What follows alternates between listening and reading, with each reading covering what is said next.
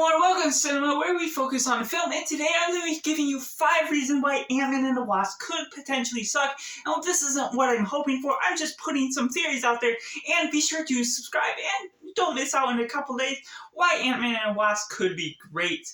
But going into my number 5, we have... There's no new answers for MCU for Phase 4. Now going into MCU Phase 5, with this being the first film, of course there's a lot of unanswered questions. Phase 4 was kind of scattered and had a lot of questionable things of what they were doing, introducing so many new characters. And so if this film doesn't necessarily give off a good start for Phase 5, doesn't answer questions, or doesn't line up with what we're hoping for, unfortunately, it could suck. And coming in number 4, we have the balance of character screen time.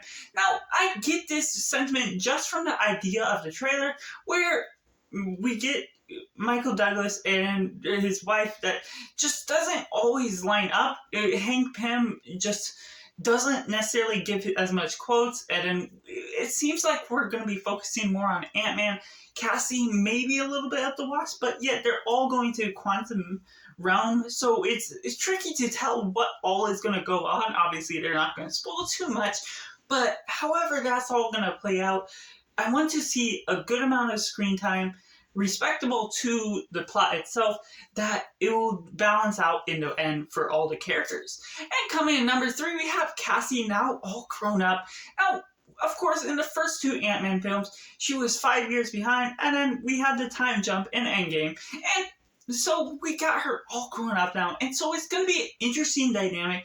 I'm going to be very intrigued, most of all, to see how well she blends into their group and ends up with their group, with the going into the quantum realm, even though it was mostly an accident. So just going all into that, how Cassie becomes involved and gets her own suit, I'm going to be interested to see how well they actually blend that into the story that they have there.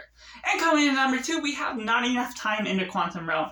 Now, I take this idea from Doctor Strange in the Multiverse of Madness, that although it was a Multiverse of Madness, it didn't necessarily live up to the title by passing through a ton of different universes, but staying within 1 or 2 most of the time. And so it was a little bit let down in that sense. And so if we're not getting as much Quantumania as the title suggests, if we're not going into the quantum realm fairly early on based on how the story structure flows, it may be a little disappointing.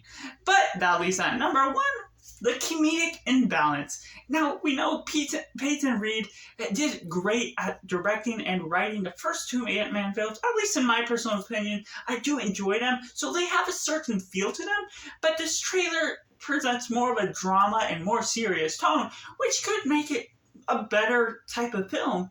But if it ends up like Thor: Love and Thunder last year, it could potentially suck, as we're kind of suggesting with this video. So I hope these do not come into fruition. I hope it could be great, which, by the way, you can check out tomorrow's video right now.